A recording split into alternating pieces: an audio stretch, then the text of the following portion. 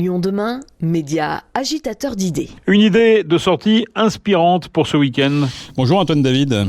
Bonjour. Le festival du voyage engagé fête son 5e anniversaire. C'est un retour en présentiel cette année. C'est à la Maison de l'Environnement. On aura l'occasion de leur dire à la fin de cette interview. Un festival qui réunit alors des explorateurs, des exploratrices, nous invitant à réfléchir à nos sociétés actuelles pour mieux construire celles de demain. Est-ce qu'on peut résumer cela ainsi, Antoine ? Oui, totalement. C'est vrai que c'est le but de notre festival, c'est de créer un gros mouvement qui pourrait rassembler beaucoup des explorateurs et exploratrices qu'on accompagne pour toucher le plus de personnes sur ce que peut faire l'association. Alors l'association, c'est On the Green Road. Rappelez-nous un petit peu la démarche. Alors l'association, elle a été créée après un tour du monde à vélo par Siméon, qui est le coprésident, et son cousin. Et elle accompagne et encourage des projets de voyage engagés et également à cette notion de média citoyen, car les explorateurs et exploratrices qu'on accompagne vont créer du contenu, comme un podcast, une série documentaire ou une expo photo, par exemple, afin de partager leurs expériences. Alors, comment ça va se passer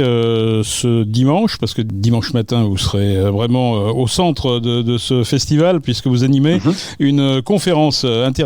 Ça s'appelle « Un déclic peut en cacher un autre ». Alors, c'est une conférence, justement, qui parle des déclics que moi, j'ai pu ressentir au cours de ma vie, justement, vis-à-vis de la situation environnementale actuelle, mais également qui va aller un petit peu plus loin dans le sens où je suis parti interviewer les Secrets des Cévennes, donc qui est une petite entreprise familiale basée dans les Cévennes, sur leur déclic à eux, ce qu'ils ont pu ressentir au moment de changer de vie, car c'était un couple parisien qui a décidé de changer de vie pour s'installer dans les Cévennes afin d'acquérir une ferme et de vivre sous le principe de la quasi-autonomie. Et donc, je suis parti à leur rencontre pour connaître leur déclic à eux et en faire un podcast. Et donc, ça sera l'occasion pour moi de diffuser des extraits de ce podcast et de pouvoir en discuter avec les membres du public. Et puis, je crois que vous êtes également sur un autre podcast. Cette fois-ci, ça concerne du shampoing, c'est ça ? Donc, ça se passe avec la marque Utopie Hair Care. Donc, c'est une marque de shampoing solide qui est sur Lyon et qui essaye de justement diffuser un message comme quoi on peut faire des shampoings solides, on peut en acheter, garder ce côté cool que peut avoir le shampoing et tout en respectant notre environnement, en utilisant des produits naturels et locaux. Ces initiatives, vous allez les chercher où ? Parce que c'est un podcast, donc c'est une série, il va y en avoir plusieurs, on espère qu'ils seront nombreux.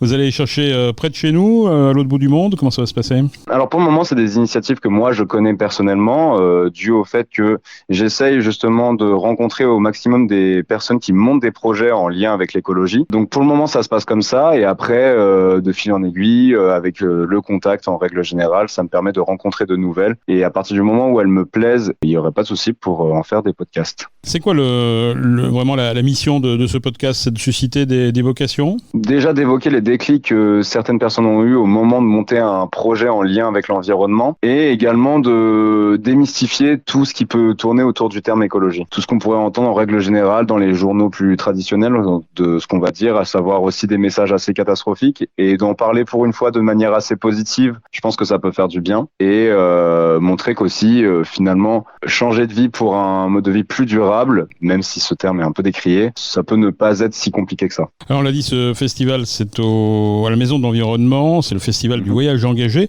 Ça commence ce vendredi, ça se termine dimanche, donc pendant 3 jours. Alors je vois que le programme là est vraiment très important, très, très étoffé.